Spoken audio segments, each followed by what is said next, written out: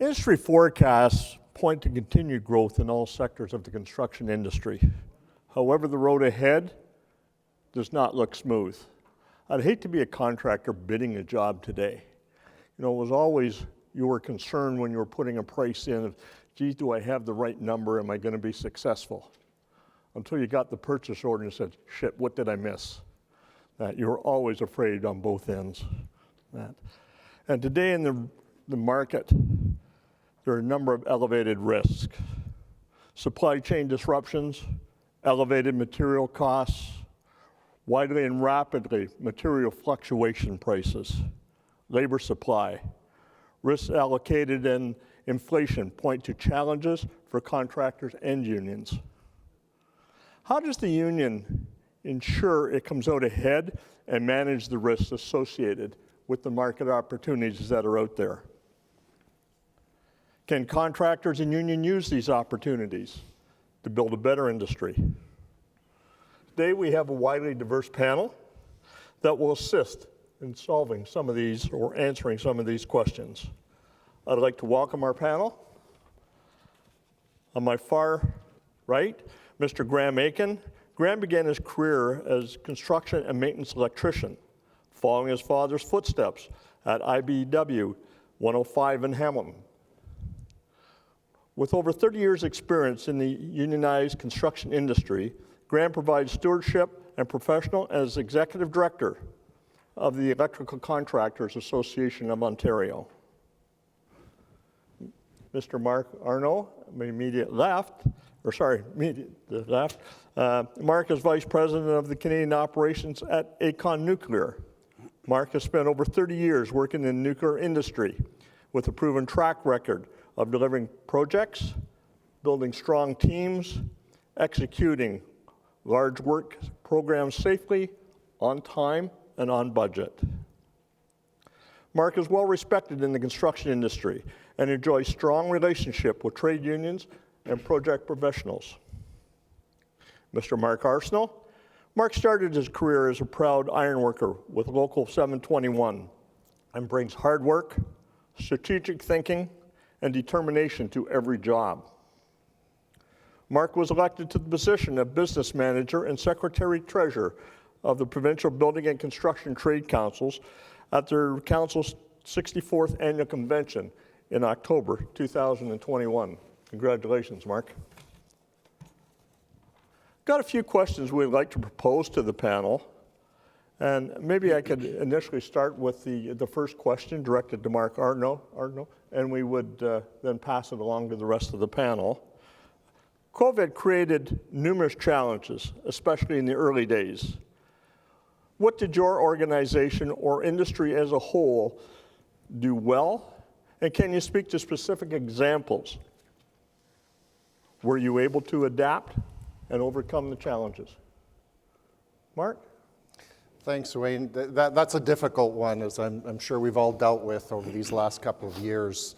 Our industry did not stop.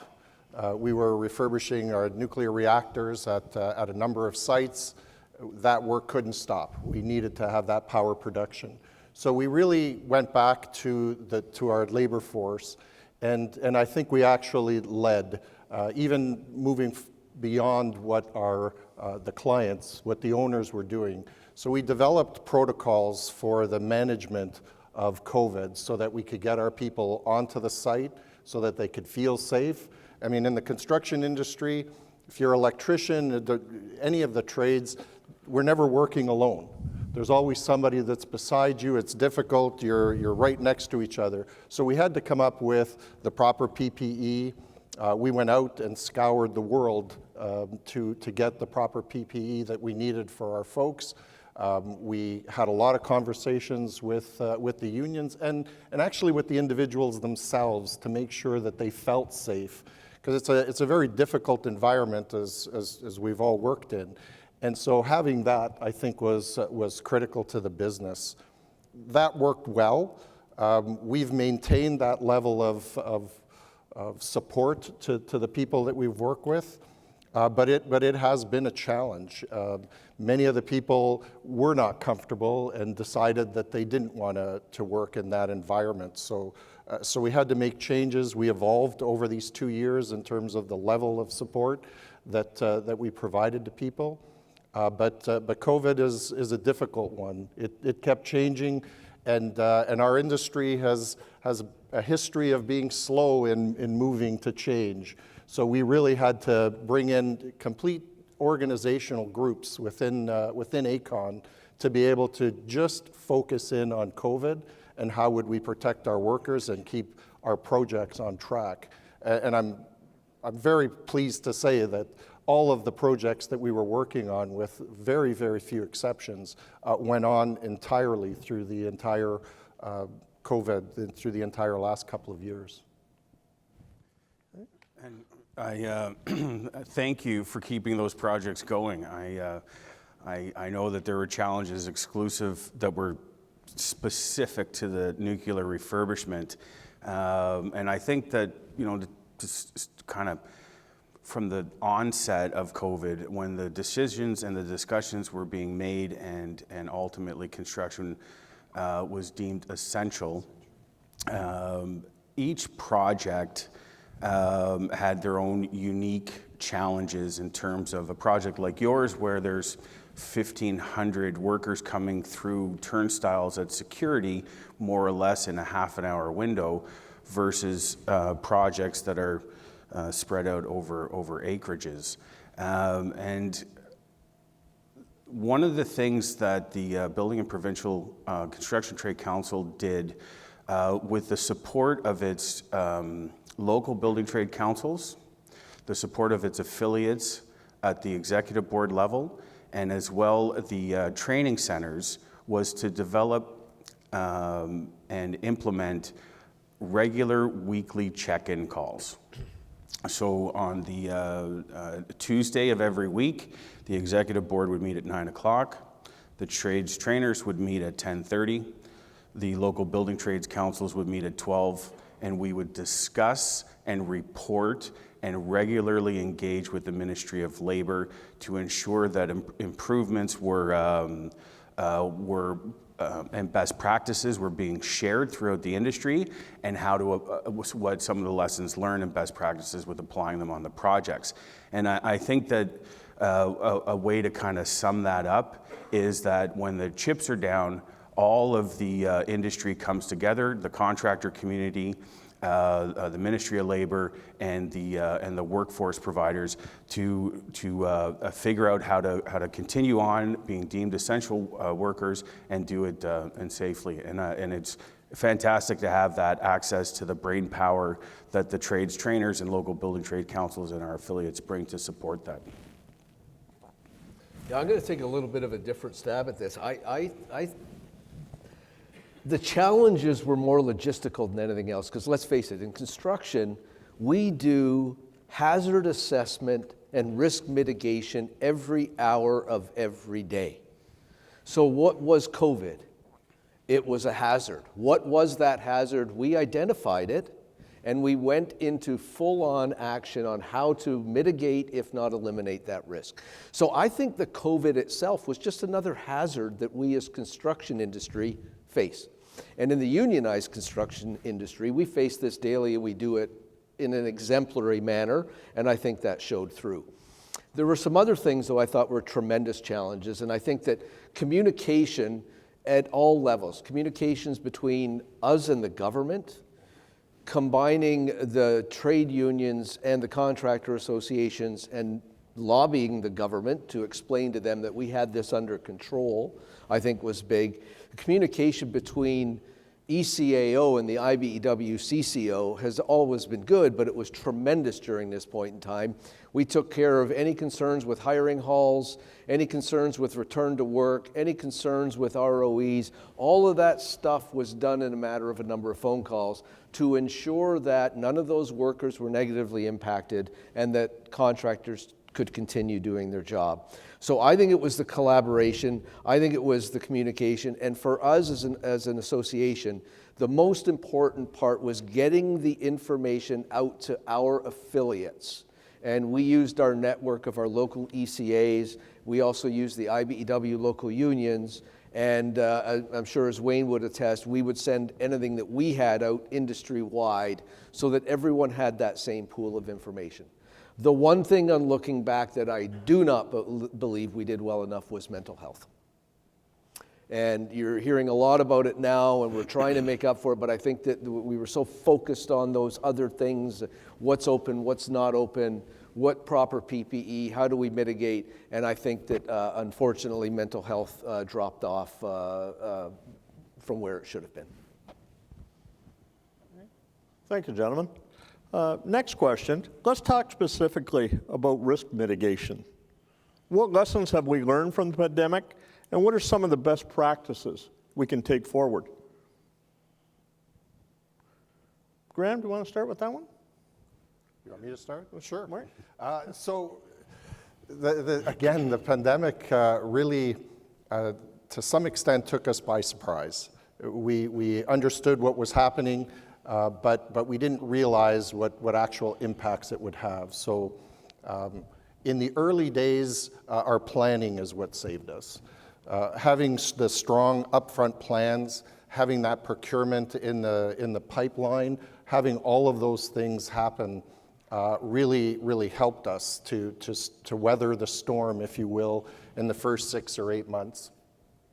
What then started to happen is the reflection on where we went back to suppliers, where we went back to anybody that was providing services, whether they be subcontractors, equipment, whatever it was. Well, now we had to figure out how to judge the impact that would be taking place in their organizations and how we were going to mitigate that in ours. We were somewhat fortunate in being a large organization that works across the country, into the US and across the world in cases. We were able to bring to bear, because as other jobs were stopped in different areas, we were able to bring things back into the organization to help us mitigate the risk. What it did teach us, and I think this was, somewhere down the road there will be some good things that came out of COVID. I know that's hard to believe, and I'm not sure why I'm saying it, but what we did learn is that planning and that look forward is that much more important. I think preparing, this isn't going to be again, I'm pontificating, but this isn't going to be the last pandemic, this isn't going to be the last major issue, and I think all of us took it for granted that our long-term plans, that our emergency plans were in effect and that were going to be effective during this time. I think we found that lasts for a period of time, but it doesn't cover 2 years. I think what we're going to do now, and what we've already started to do, is looking at what's the next thing that can happen, whether it's a pandemic, whether it's a flood, it doesn't matter what it is. It's how are we going to be prepared for a longer stretch. So we're looking at our supply chains, we're looking at our equipment, we're looking at our training and what we do with the individuals that we have in our business. We're looking at our project pipeline and seeing how it corresponds to other work in other regions, and seeing how we would actually move the things around to be able to manage what is the next event. So I think it's forced us as a contractor to really step back and learn what happened, that it could really last for 2 years, and that we have to be much more prepared. So I think we've started that, and I think that's one of the good outcomes of COVID for us. The mitigating risk is something that, like Graeme said, that's done on almost hourly on some projects, and planning is all about preparedness. Where this showed up, and there's no playbook on how to manage the risks of a global pandemic. That tripartite approach where we have the owner and we have the contractors and labor, we managed our own backyard. I think that the collaboration to stagger start times, stagger breaks, staggered lunches to allow for the physical distancing, to add a second shift to spread the workforce out, to assist with those restrictions, improve site hygiene, and increase sanitation on the project. Those things were where the labor force came from in collaboration with our contractor partners to mitigate risks specific to the pandemic, and internally manage the restrictions at the training centers where they were operating at a modified capacity. And as well, the work with government to try to do the best that could be done for apprentices who are completing their final term, making arrangements for them to write their certificate of qualification. That may not have been perfect, but there was a line of communication for apprentices who had completed and were prepared and ready to write their certificate of qualification, that arrangements were trying to be accommodated to do that. And I think that collaboration there was key to mitigating the risk. More specifically, is recognizing that in fact construction can stagger start times to allow for that physical distancing, and very quickly add a second shift to spread the workforce out. And I think that was very helpful. This will lead in, Wayne, to the next series of topics, I'm sure, but I think it all really comes down to the three words I mentioned to you when we discussed this, and that's coordination, collaboration, and communication. So the coordination, I know that sub-trade contractors would like to be more involved in coordinating with the generals and with the owners. We've seen the EPSCA sector do this for years, coordinating builds. Collaboration, again, not just with our labor partners, but also with the owner clients, with the GCs, and as a group with government. And then the communication, you just want to know what's happening, when it's happening, preferably before it's happening. But with specifically on risk mitigation, along the lines of what's being discussed, I was floored by the number of my member contractors who do not have a legal or at least a very thorough review of contracts they sign. And so that would be my, not legal advice, but my number one piece of advice would be review your contracts. If there's something you don't understand in it, you need to get it looked at. And the biggest, and moving forward with the supply chain interruptions and with price escalations or material escalation costs, escalation clauses, material substitutions, delay clauses. You don't want to rely on it, but you may want to put a termination clause in, a material delay clause. There's all sorts of ways to do it, but I think I'm more fascinated by the fact I think there's going to be new modes of building, new modes of performing construction. You already talked about the physical distancing that was done during COVID. Well, there was also altering the sequence of builds. Right? We'd always done it in these steps before, and then because of the pandemic, we did this one and then this one over here, and then we went back and forward again. And I think you may see, as a result of the supply chain issues and also material price escalations, that you might see an alteration of the sequencing of the way the work is performed as well. We're a very resilient group, and we'll figure this out. But I think that those are things that we need to be thinking of and communicating about, because if my trade contractor says to Marc as a general, we're going to do it this way, and you have no concept of how that happens, it's not going to go very well. So it's the coordination, collaboration, communication. Great. Marc, Arsenault, maybe I can address the next question to you first, and that Catherine spoke about the tight labor market. Let's unpack that a little more. And Marc, what is your take on the labor markets and how the building trades would work to address the situation? Thank you, Catherine, for mentioning that building trades would look into that. And to be quite frank, it's something that we've been having regular conversations with our contractor partners, and and as well large consumers of construction services. And what it is recognizing that in other places across the province, there are labor demand forecast modeling that are working with success.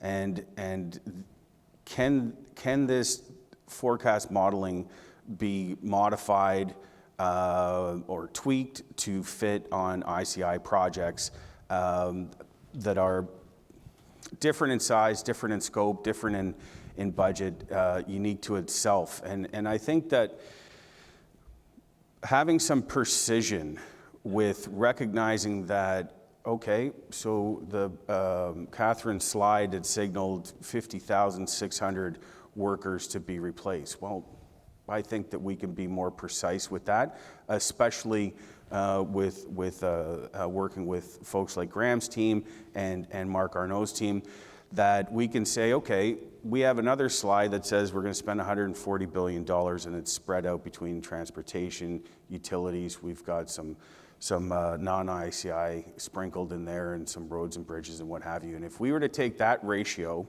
and recognizing that the top 3 or 4 principal trades for transit and utilities and roads and bridges, we know who those trades are that are in high demand for those specific projects.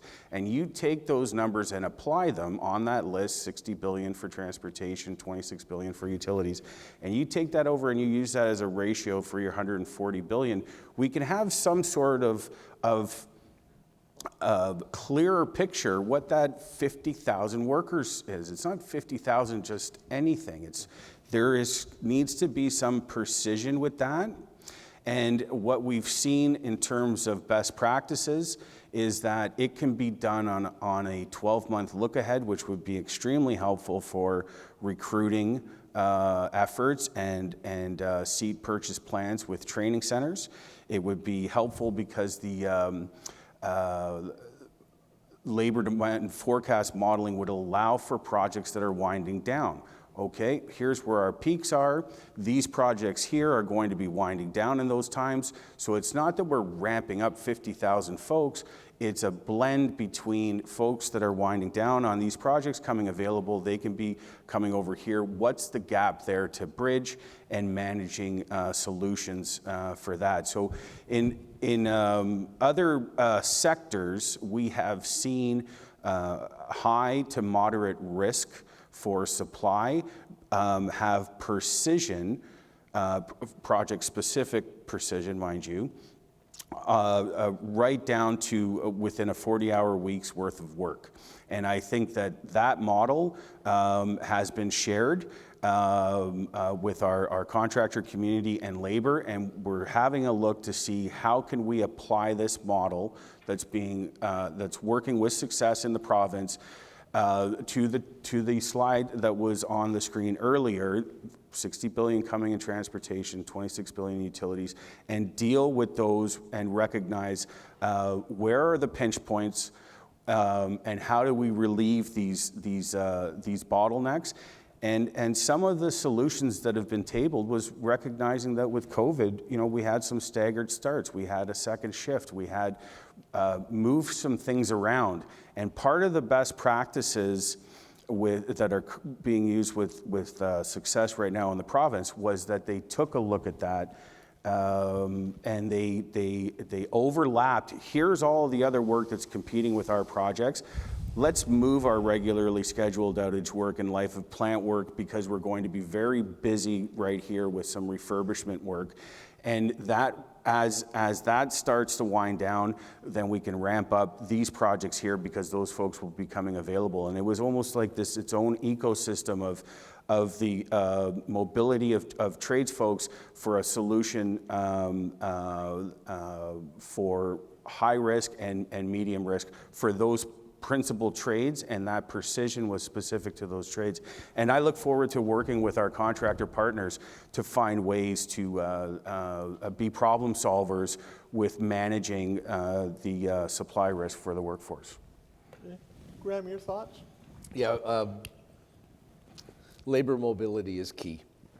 And when I'm talking about labor mobility, I'm talking about, we with the ECAO with the IBEW commissioned a study, I think it was 2.5 years ago, to determine what we needed to bring in as far as apprentices go to ensure that we met not just the bodies leaving, but the knowledge leaving, because that's a big piece of it, right? You cannot just take 100 new journey persons and substitute them for 100 30-year journey persons. You've lost a lot. So we do this study, we do it across the province, and I think it's this year we update it again. So we're constantly looking, and we're trying to do a 3, 5, 7-year outlook, because we think that doing the next year or 2 years is just not enough.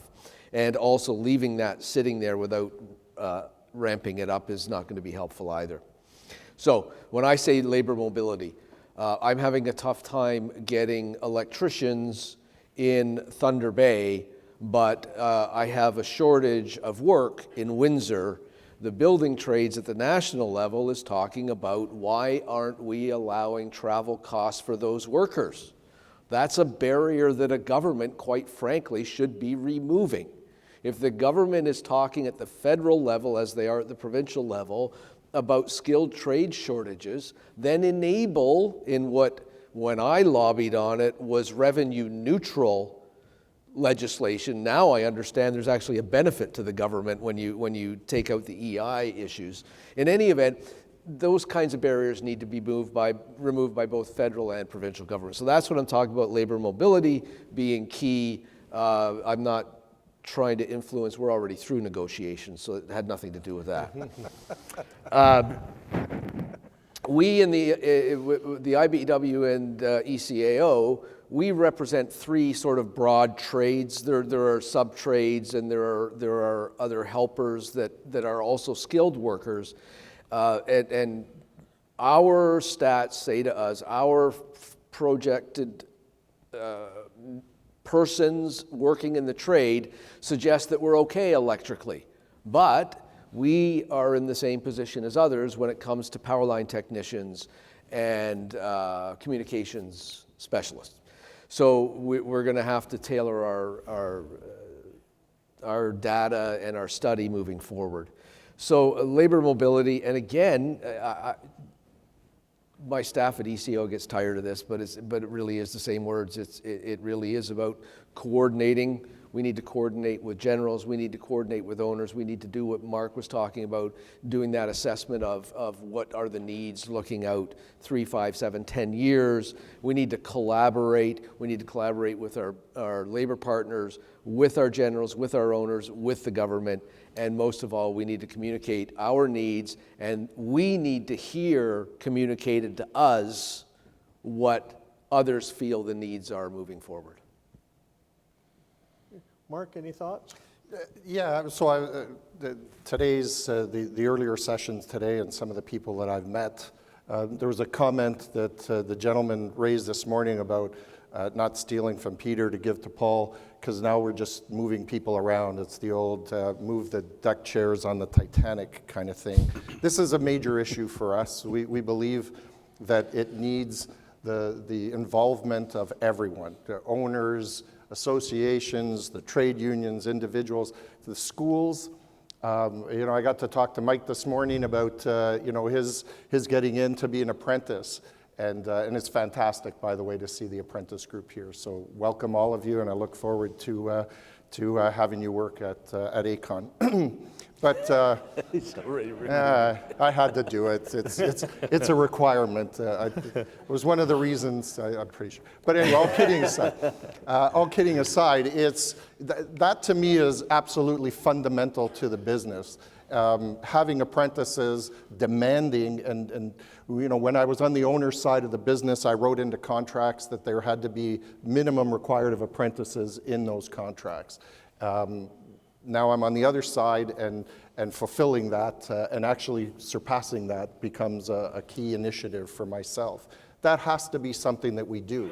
That generates that interest, that generates those positions. But where do those people come from? We as adults, we as my generation, You know, we haven't done what we need to do for our children, for our grandchildren, for everybody in the organizations to understand that, that being in the craft, being in the skilled labor is a critical, is a fantastic long-term job. We haven't done enough as parents, we haven't done enough in the communities to talk about how important that is to the business and how important what they can produce. My father was a carpenter.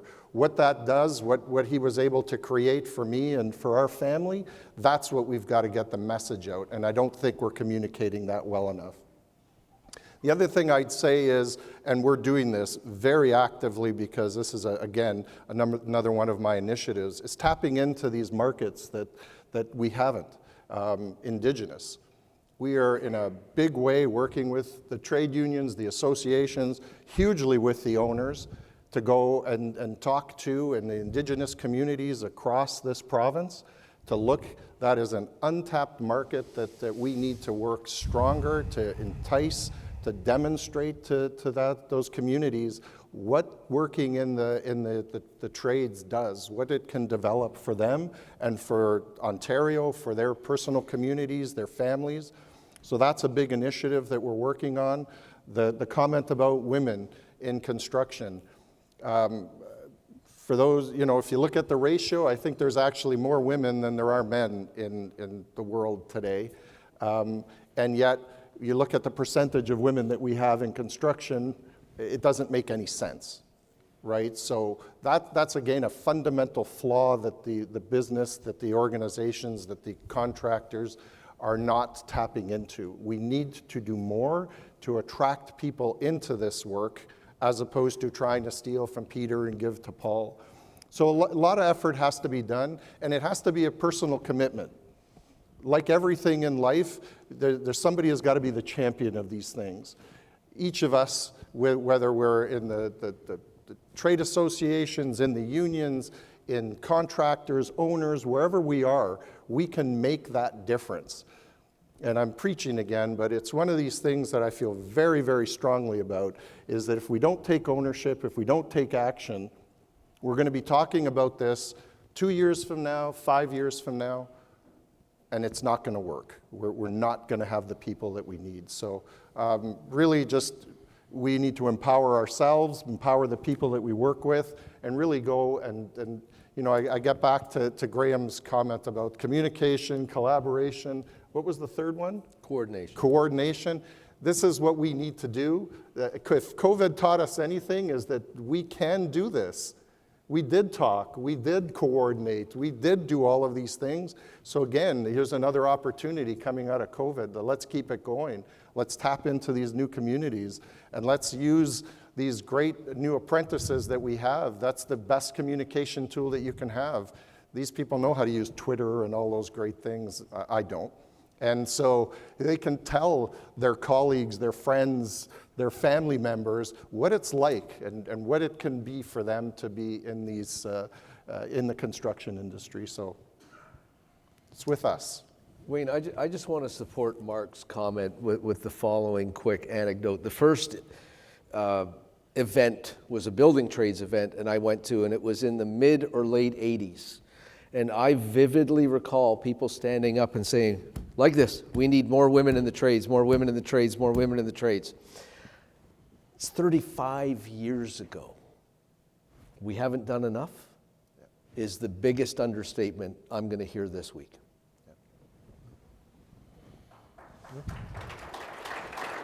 I agree. We haven't done enough. Moving forward, how do we ensure that unionized construction sector embraces the strong activity that's in the market now to come out even stronger? Okay? How do we embrace what we've got now and come out stronger? Marc, thoughts? Yeah, that's going to be important to that growth projection, to bringing people in. I don't, you know, it's an unfortunate thing, and our industry still struggles with safety. I don't think that's a surprise to anybody here. That's a critical activity. Safety, number one, has to be maintained. But I don't think, spend enough time in our industry communicating about the benefits, about the fabulous things that we do. I mean, starting off as a young engineer and working up, the idea that you look at it, you know, regardless of the project, but you look at something and it was an empty piece of land, and then you go back a year or two later and there's a building or a plant or something there, and getting that satisfaction out of doing that. I think we need to promote the things that happen in our industry, the positive things that happen in our industry more strongly. That will attract that investment, I believe, into our province, into our area, and that will help us grow into the future. So I think that, again, it's really, we're not taking the opportunities that we do to talk about our successes. Oftentimes, if somebody hears about the construction industry, they'll be able to quote you chapter and verse about a particular safety event that happened. But I don't think they'd be able to tell you about the bridge that was built and the thousands of people that had to come together to build that bridge, or to build that nuclear plant, or whatever it is. That's the piece that I think we're missing. And I think working with the associations, working with the unions, working with everyone, we need to communicate more about the positive side of why construction is a fabulous business to be in. Graeme? Well, yeah, Wayne, I think, look, we're talking here about the unionized construction industry, and so we saw the work projections. Some people project a little more, some a little less. It doesn't matter, there's work coming up. I think the absolute key for us as an industry is recognizing that we have the best trained, most skilled workers in the province, and we need to ensure that contracts demand that. Contracts for electrical need to demand 309A licenses. Contracts for communications work have to demand those certificates. What the contracts need to do is set the standards, and when they set those standards that we're performing at on a regular basis, that's how we gain market share in a significant way. And again, it goes back to, I'm sorry folks, the 3 C's. We need to collaborate with government. We need to communicate with owners, and we need to explain that unless you want potentially shoddy work not up to standards, you're going to have to put these types of things in contracts, and we can deliver that. Our contractors can deliver that with the best skilled tradespeople in the province. Marc, any thoughts? Well, you know, I think that this communication and coordination and collaboration, that we've got a theme here, and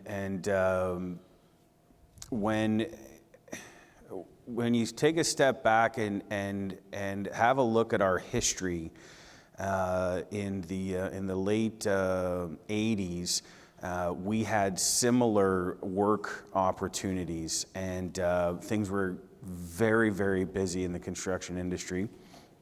And in terms of embracing what we've got, how do we use the lessons learned from when we were when there was this kind of a forecast in front of us to maximize the return on the investment? And I think what Graeme's saying here makes a lot of sense, that when you look at the slide deck, and a substantial amount of the projects are coming by way of Infrastructure Ontario through transportation, work with Ontario Power Generation and Bruce Power, which is, the contracts are with the Ministry of Energy. These are publicly funded projects, and recognizing that these are the on-site learning environment for our apprentices, and these projects pump out the next generation of skilled journey people.